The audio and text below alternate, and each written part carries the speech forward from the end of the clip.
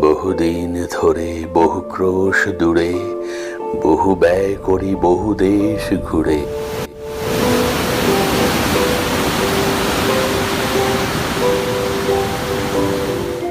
দেখিতে গিয়েছি পর্বতমালা, দেখিতে গিয়েছি সিন্ধু। দেখা হয় নাই চক্ষু মেলিয়া, ঘর হতে শুধু দুই পা ফেলিয়া একটি ধানের শীষের উপরে একটি শিশির বিন্দু।